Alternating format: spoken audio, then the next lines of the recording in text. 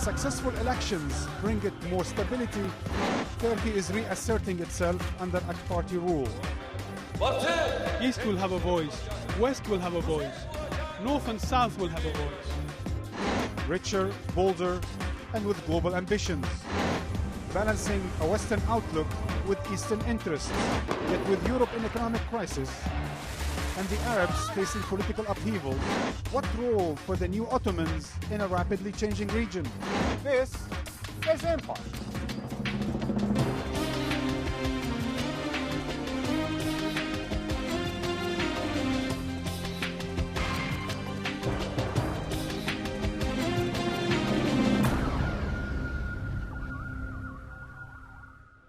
Hello and welcome to Empire, coming to you from the shores of the Bosphorus, here in Istanbul, at the crossroads of history and geography, where Europe meets Asia. It's a fitting symbol for a country straddling both worlds, East and West. And the reason I'm here during election season is because a decade after the Justice and Development Party steered the country from a stagnant backwater to an economic dynamo with global ambitions, today's Turks, like their country, are also at a crossroads that go beyond politics and cliches. This is what a political mandate looks like. An overwhelming endorsement of a government, its leadership and its policies. This government will govern not only those who voted for AK Party, but it will be the government for all 74 million of us. But these election results contain a paradox. The success of this modernization isn't taking place the way the country's founders had planned. Many believe it's the exact opposite. It's difficult to overestimate the geopolitical influence Turkey holds nowadays. On the world stage, Turkey was a founder member of the United Nations and has been a member of NATO since 1952, longer than that quintessential European power, Germany. Turkey straddles two seemingly incompatible worlds, negotiating for membership of the European Union and chairing the organization of the Islamic Conference. And within the Arab world, Turkey's cultural, diplomatic and economic policies have transformed it into one of the most important players in the region. From 1299 to 1922, the Ottoman Empire was the dominant force in the region. But by the 20th century, the once mighty empire was reduced to a fraction of its former glory in the aftermath of World War I, as the great powers divided up the spoils.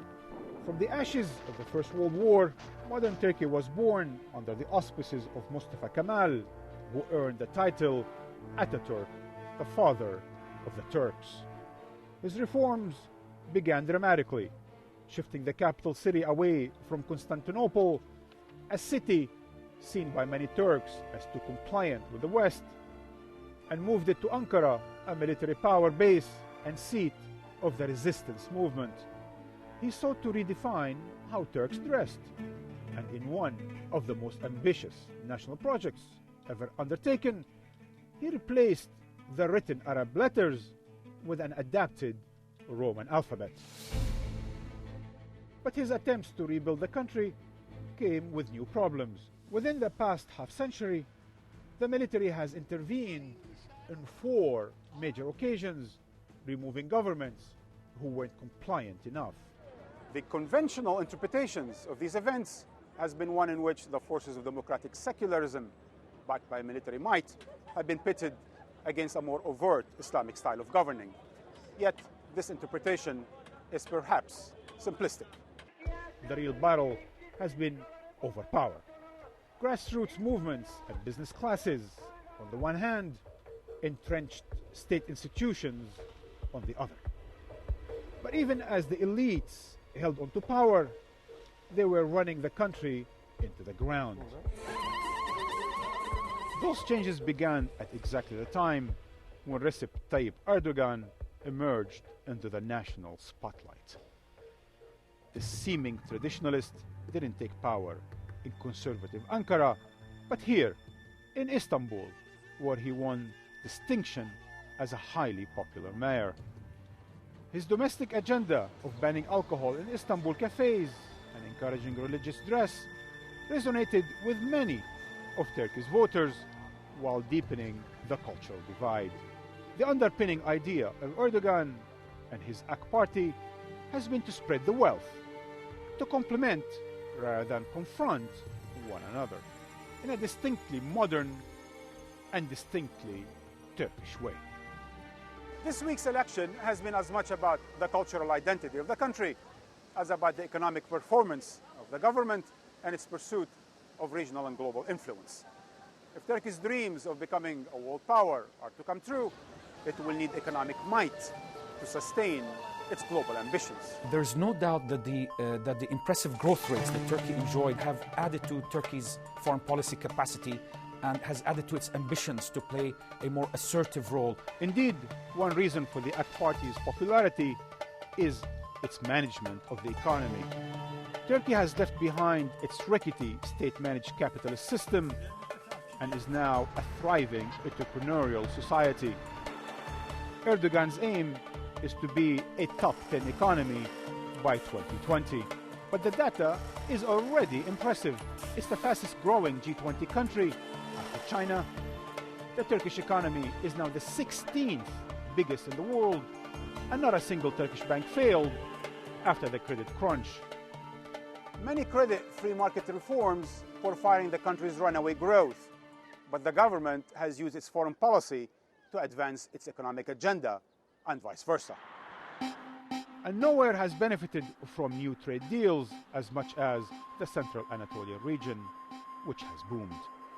This is the heartland of that other Turkey, the more religious, the Turkey that makes seculars in coastal cities worry. What made the so-called Anatolians very interesting is that the fact they combined social conservatism and piety with capitalism and the desire to exploit opportunities from globalization. These Anatolian tigers are an important element of the go-everywhere foreign policy that has seen Turkey establish pragmatic, mainly economic relations with countries from Angola to Mongolia. As Ankara opens consulates and embassies around the world, trade becomes the new diplomacy. But not all doors are open to Turkey. For decades, the EU has been tantalizing the country with the prospects of membership, but every time Turkey fulfills the requirements, the EU reinterprets the rules. The common position is a privileged partnership for Turkey, but not full membership. It appears the EU wants access to the Turkish market, but won't tolerate a relationship of equals. So whilst the EU still represents 60% of its foreign trade, Turks are growing tired of this game. Polls suggest that those favoring membership have declined, say, from 70%, more than 70%, to about 50%. All the more reason to pursue other options. Cue Erdogan's zero problems with our neighbors strategy, which means signing business deals, establishing free trade zones, and easing visa restrictions in the region. We have agreed to elevate the cooperation between our countries. The private Turkish sector is ready to suggest proposals. I came with more than 200 businessmen. Turkish foreign policy is a lot more active in the positive sense, a lot more constructive, trying to mend fences, whether it's relations with Armenia, whether relations with Syria, Russia, Iran. The results are palpable. Turkey's exports to the Arab world has grown sevenfold to $32 billion. And it's not just carpets anymore. Turkey is particularly active in the oil economies of Central Asia, building 70% of Kazakhstan's new capital, Astana, and countless other projects. Energy security, however, is Turkey's Achilles heel, forcing Turkey to take a pragmatic approach to all its oil-producing neighbors. But as the Prime Minister likes to say, money has no color. Other problems with Turkey's economy are a rising inequality and the looming needs of a young population. Turkey enjoyed impressive growth rates in the last 10 years or so, but now, following the economic crisis 2009, sustaining those growth rates is going to be quite challenging. Turkey once found itself on the periphery of the West. Fast forward 10 years, and it's now at the center of a region of opportunity.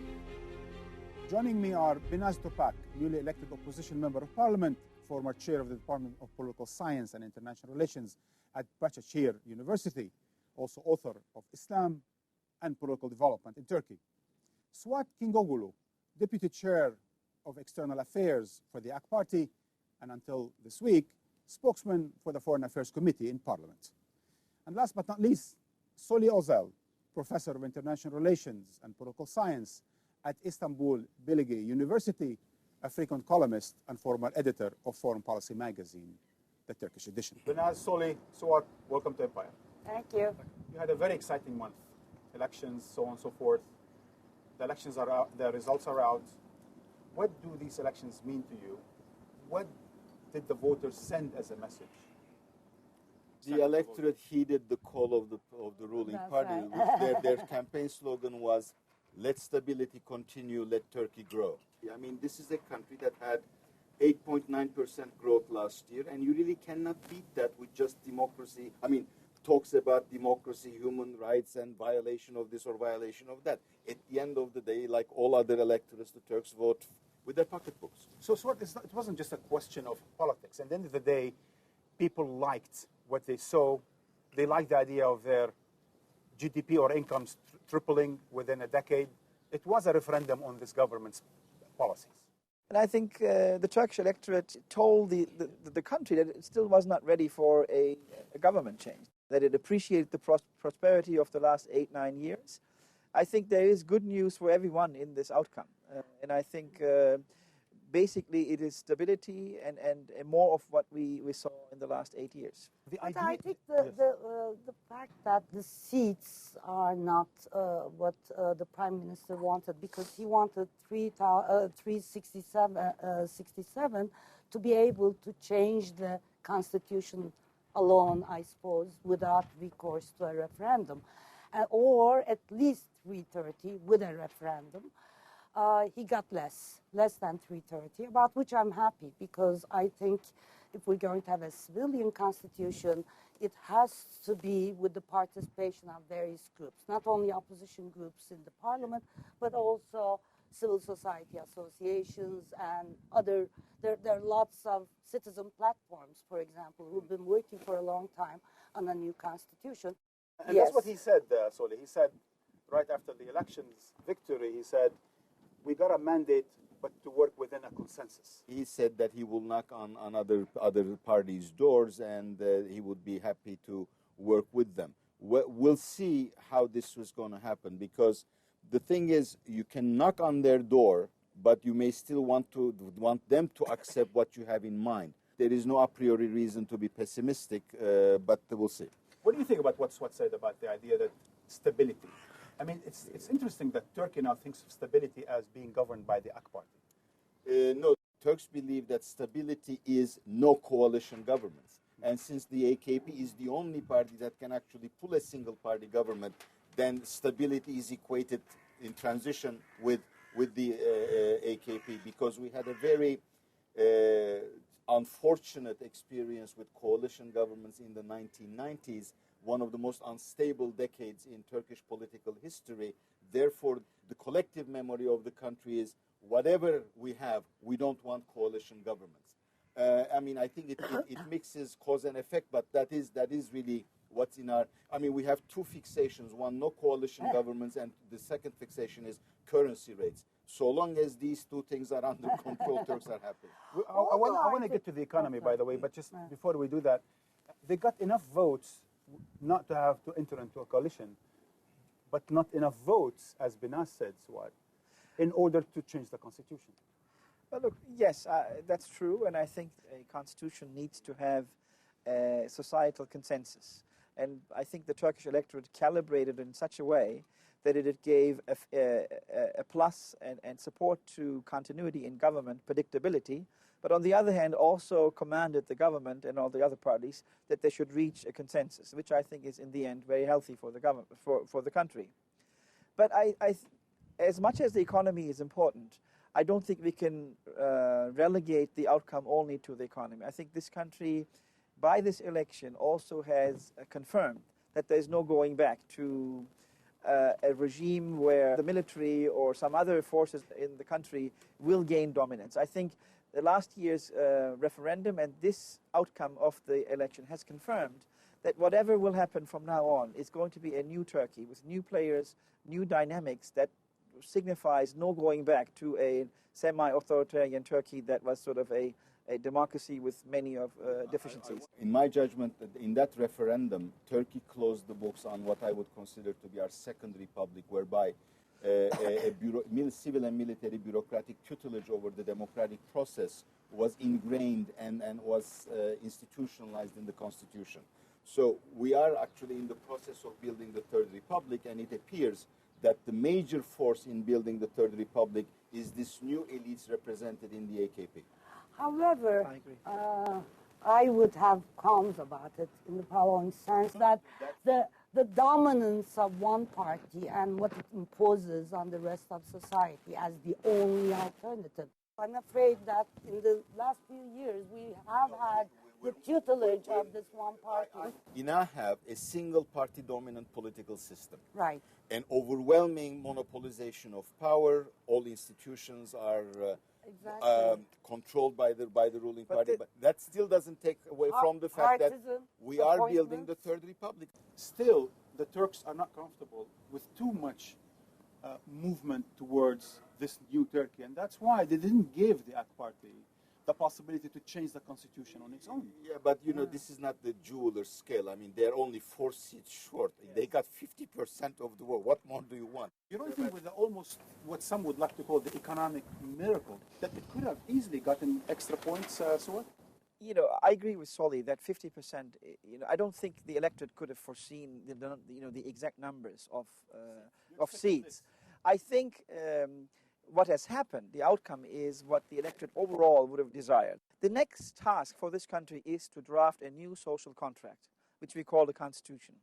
And the division, the polarization of this country can only be overcome if we all together, not only the parliament, but also civil society, media, big business, etc., agree on a social contract.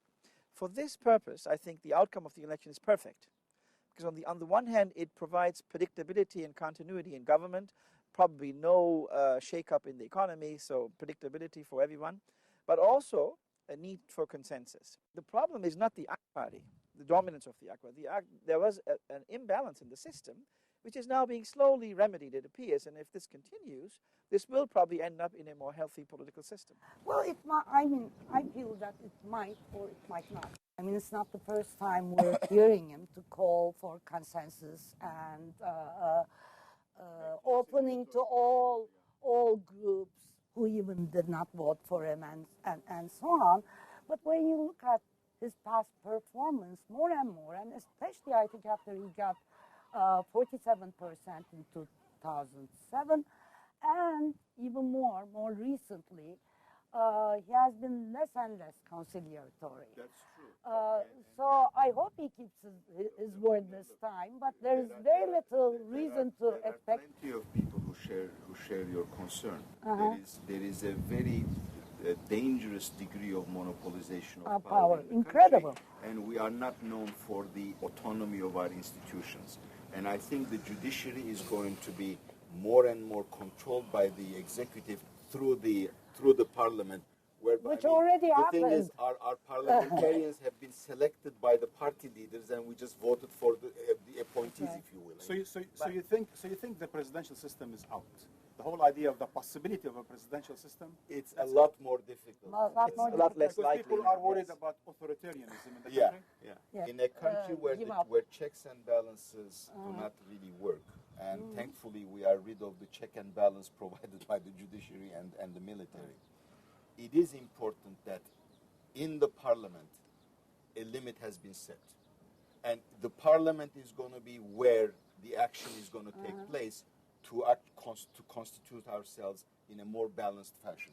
Everyone knows after the 2007 election, the party was faced with a closure case, the whole tension around the election of the president, which precipitated the early election of 2007, etc. that is, I think, a different setting. Turkey today, and also justice and development, is much more comfortable and has more self-confidence to reach out and seek the consensus, provided that there is no extraordinary event again in any form or fashion of a military intervention, etc., which is unlikely at all. But, I think I agree that more than words, that action needs to be the proof of what will happen. The country, I get the sense as an outsider, is divided. Incredibly divided. On cultural lines. Mm-hmm. Do you think the AK Party assures you or assures the opposition about its cultural agenda? I don't know about the cultural agenda, but it doesn't assure me about its democratic agenda. Because when you look at what the party has been doing, AKP has been doing in the last few years, it has become more and more difficult for any opposition group or person, individual persons, to oppose anything that the Prime Minister says.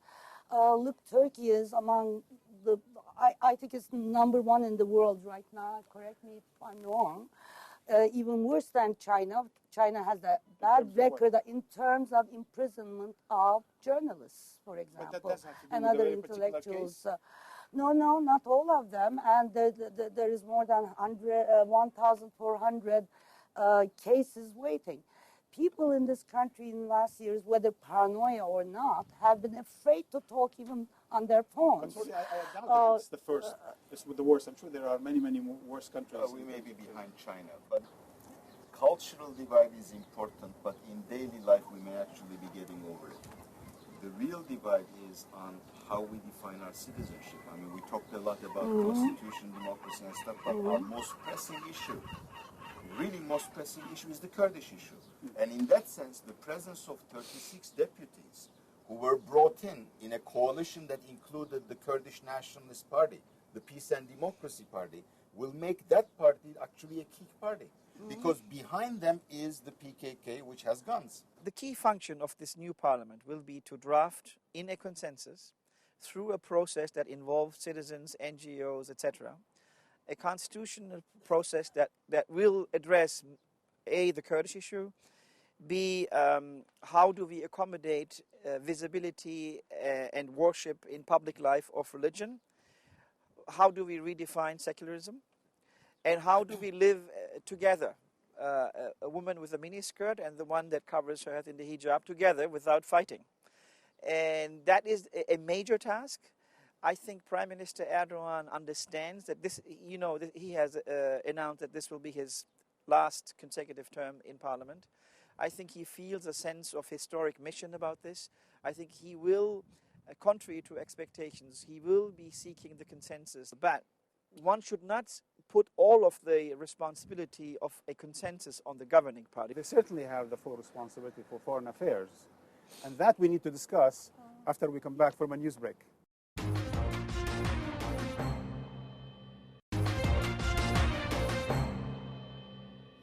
Welcome back. For decades, Turkey looked towards the West and Europe for its future. But times have changed. The Turkish government prides itself on promoting a foreign policy as unique as the country's geography. Because Turkey straddles both East and West, it tries to maintain diplomatic relations with all sides, extending the hands of friendship in order to diffuse regional conflicts. But events may soon overtake policy. Ankara appears on the brink of facing its biggest foreign policy challenge of all, Syria. The two nations share much more than a border. Cultural and ethnic ties have linked them together for centuries. Like it or not, the spotlight is firmly on the Turkish government and what it can do. If it gets it wrong, Ankara could stand accused of enabling a discredited regime and turning a blind eye to atrocity. If Turkey can find a way to navigate this diplomatic crisis, it will do so with a foreign policy that often makes the West uncomfortable and at times furious. We won't have security. On the afternoon of the 29th of January 2009, Turkey's Prime Minister had heard enough. Because you don't let me speak. The President spoke for 25 minutes. I have only spoken for half of that. Erdogan then stormed out of the discussion, much to the embarrassment of the other panelists. He was given a hero's welcome upon his return, and he offered no apology.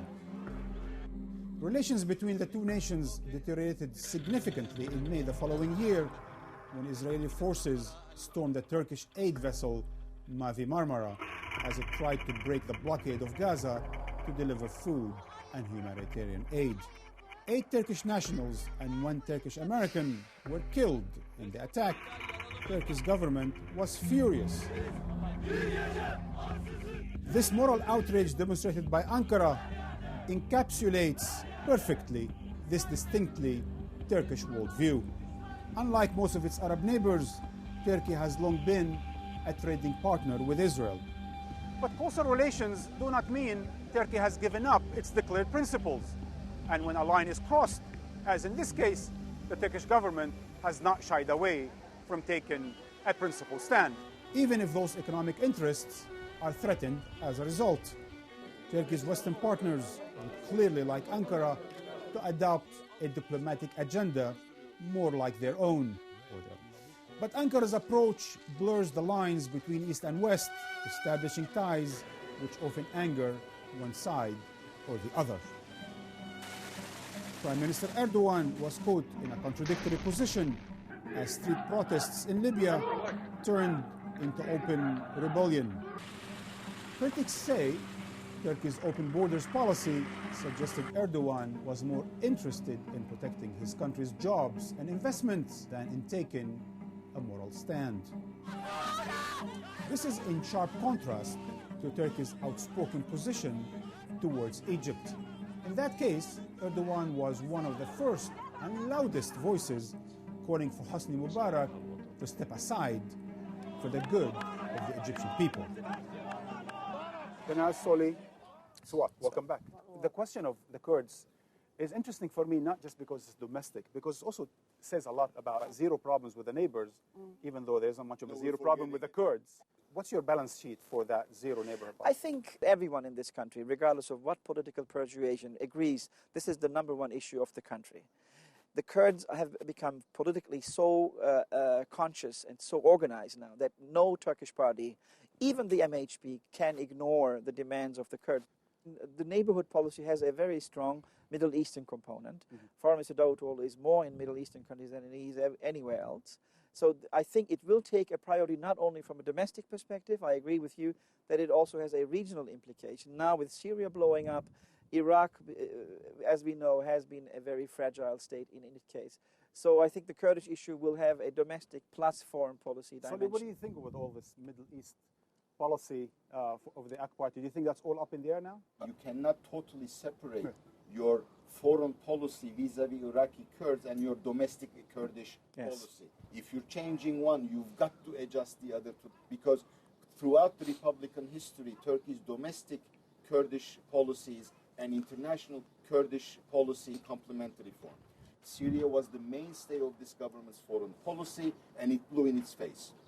Still, we have 900 kilometers of borders with Syria. Part of that border is inhabited by Syria's Kurds. In that sense, it will affect us, should the country fall apart. But Turkey is going to be there as on the primary on the front to deal with the Syria issue for the world community, by the way. Prime Minister Erdogan's discourse has sharpened quite radically towards President Assad. I expect him, as of today, to take this as a priority, probably talk to him on the phone or even maybe see him, who knows. But what has happened in Syria is a major frustration. Prime Minister Erdogan speaks with such confidence, Binaz. He almost called his victory a world victory.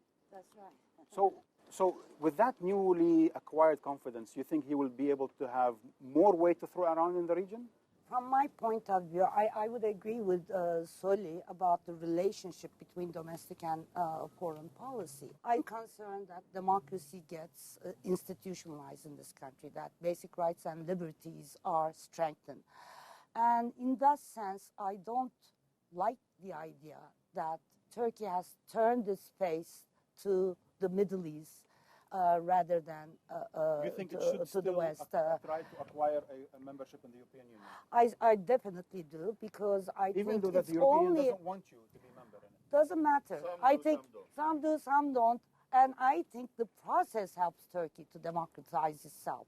I think what has happened in these last years with Erdogan's policy in the Middle East, which in a way I'm not very critical of, in the following sense, that you do have to have good relations with neighbors, and that's fine. But I don't think that should be at the expense of either the EU or breaking up Ottoman Turkey. I'm not sure that at least the leadership of the neighboring countries are too hot about a strong Turkey sort of looming over them either. What new? Not with the new democracy.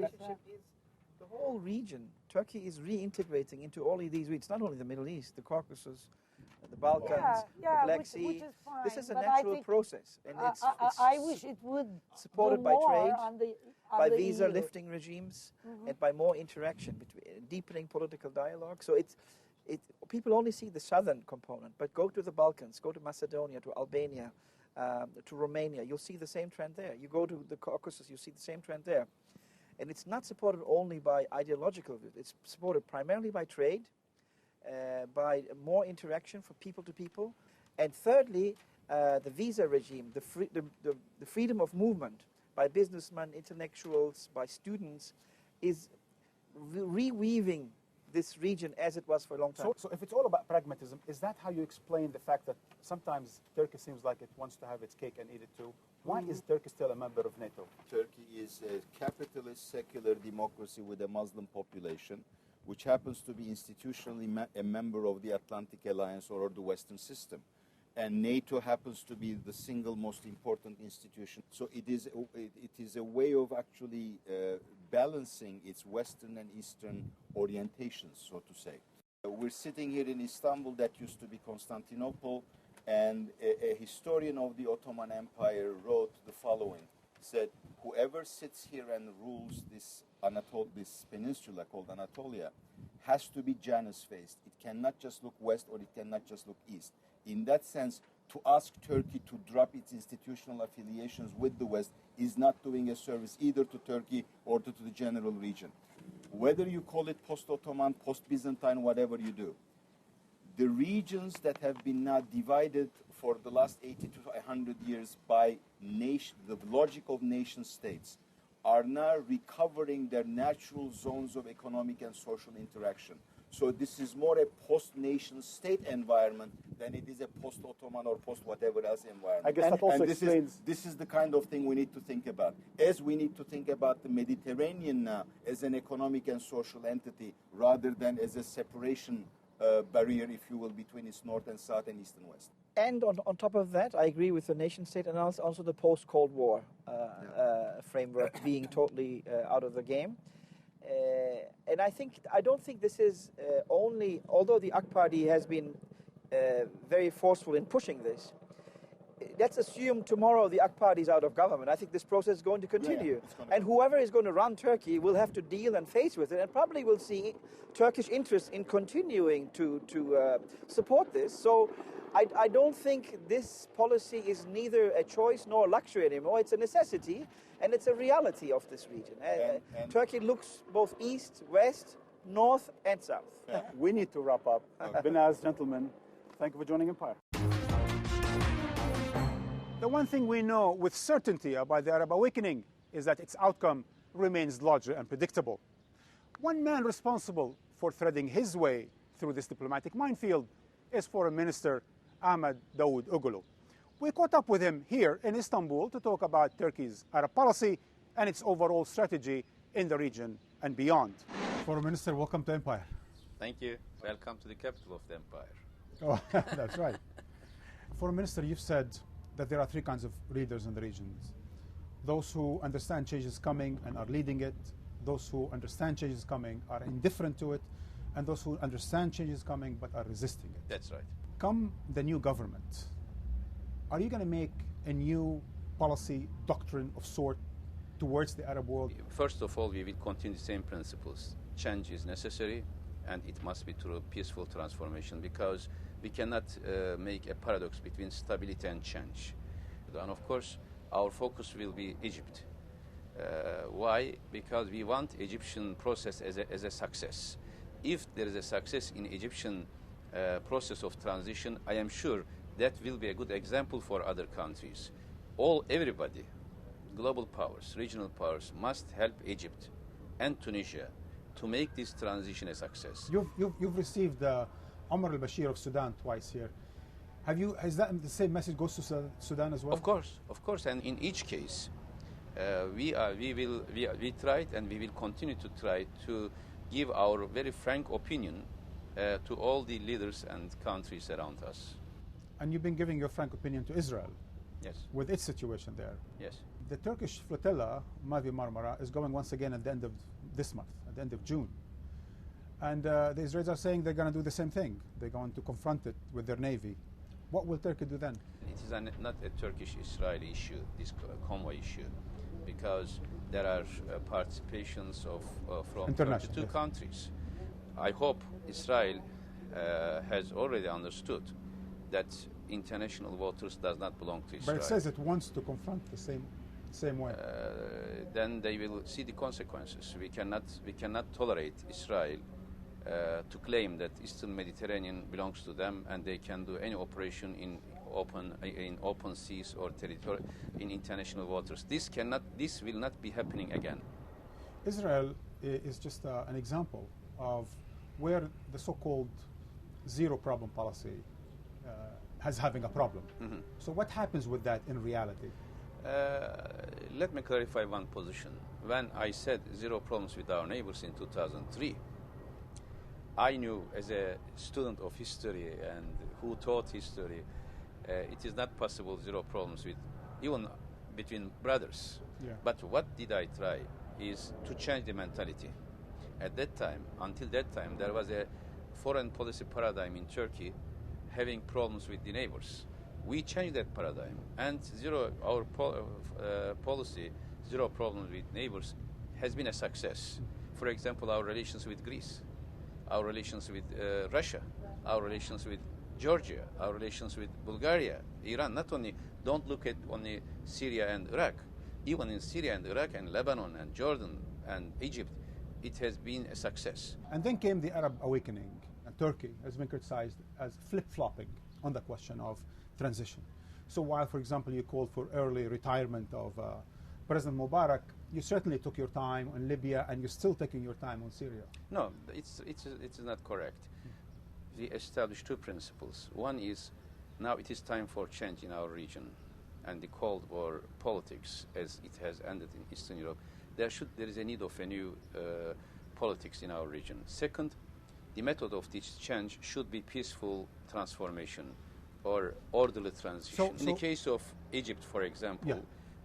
Prime Minister made this call when the position of army was clear, and when there was a widespread demonstrations in almost all cities, regardless of their religious background, Muslims, Christians, yeah. all of them were in the streets. So in this case, we had a projection that it is there is a possibility of peaceful change. But in the case of Libya, there we made another analysis, and we said this could continue longer. So we need to use all of our cards in our hand to make this transformation possible in a peaceful manner. When Gaddafi didn't listen to us, we made our position clear, and we said, now you must go because you don't listen. Same in Syria, we are using our best effort to encourage Syrian administration for reforms, and when the loss of civilians continues, we criticize. So our policy is absolutely consistent, but of course we have to implement the same principles in different consequences in a different way. So when I take a look at your balance sheet of the last 10 years, what do I see? You've tried to resolve the question of Israel-Palestine, Israel-Syria. You've tried to tackle the question of Iran nuclear. You've tried to tackle the question of Cyprus. You've tried to tackle your own question of membership in the European Union. It hasn't been working, has it? No, totally. I think it was a very successful process. Let me tell you, if you do the same criteria all the American administrations were failed, and all the international community failed. So it is not. So you accept that you have the same failure like Washington? No, the opposite. The opposite. This is not the way of analyzing a period. I can give you another picture. The Sunni participation to Iraqi politics in 2005, a success. This solution for the presidential crisis in Lebanon, together with Qatar in 2008, a success. Starting indirect talks between Syria and Israel, despite of a long, almost 10 years, there was no even contact, and we succeeded to start the process, and we succeeded even an end. But who failed? Because of Israeli politics, not because of Turkish mediation. It's a success. But nowhere. Starting Turkish-EU negotiation is a success. It depends from which perspective you are approaching. I think this has been a success story. One of the questions of prominence has been that it's looking more and more like a schizophrenic foreign policy. You speak like a brick, you talk like a brick country, like Brazil, Russia, India, and China, and South Africa today, but you're a member of NATO, and you want to enter the European Union. How do you resolve exactly that? Yes, we are a member of NATO, but in NATO and even in EU negotiations, our connections with Asia, with Middle East, with Africa even, with Balkans, with Caucasia is an asset. In fact, this is an asset for global peace. This is an asset for everybody. Our relation in the Middle East, now in all issues in the Middle East, in EU forum or NATO, everybody is asking Turkish opinion because they know very well that we are influential in this region. But you do not correspond, you do not agree with most of the core powers of NATO alliance. That's right. It doesn't mean NATO does not mean that everybody must have one policy. This is wrong. Again, another Orientalism. NATO is a Western power, Turkey is a dependent country, and Turkey will accept what the main powers of NATO would decide. This is wrong. I still don't understand, Foreign Minister, why should some of the most powerful countries in the world, with nuclear-powered countries, still maintain an alliance that was supposed to keep the Germans down and the Russians out? This is over. But the existing instability, security instability in Europe and around Europe and in transatlantic, NATO had a mission. Are you sure this is not having your cake and eating it too? I mean, I'm talking about Turkey. Because in the end of the day, you want to be part of two processes. You want to be a country of all seasons. You want to be with everyone and please everyone and so on and so forth. But the result, in the end of the day, is that you're angering the likes of America because you interfere in the question of Iran as far as they're concerned. You're angering the likes of Israel and France because you put pressure on the question of Palestine and Libya. And so the process might be going good, if you want to be liked by everyone, you have to be very passive or not do anything. Turkey has her own position. Once you have your own position, some of them will like, some others will not like. The important thing is here, you can change everything, but you cannot change two things, geography and history. Turkey is in such a geography that we need to develop our own position. And in all these cases, for example, Syria today, who else knows Syria more than us? Or who else can contribute more to a peaceful process in Syria or in Iraq more than Turkey? Those who are far away, they have different, of course, perspectives. This is our geography. But don't you think you'll be closer to this geography if you're no longer a member of NATO? We will continue to be a member of NATO. We will not question it. A lot of people are saying you are reminding them of the Ottoman Empire. You have always said, don't say such nonsense. This is not an Ottoman Empire. Some are now advancing a new argument that perhaps this is a post-Ottoman. This is a new Turkey. Do you think this responsibility can be still one of we want to be with the East and we want to be with the West? The concepts of East and West is changing. Turkey is not the end point of East, and Greece is not, for example, is not the end point of West. In this global world, this type of terminology should be changed. Now, it is time to end these abnormalities. What is the normality? Normality is economic interdependency. Normality means political dialogue. But do you, Normality support that among the Arab countries first? Yes, yes, of course. So you support first and foremost an Arab unity of sort among Arab states, interdependence among Arab countries, perhaps a common market? Why do we need to call this Arab or Turkish or Iranian or others? Call it regional. If Arabs unite, we will be more than happy. That's what we want. I want to end with you, Foreign Minister, on one note that you actually mentioned.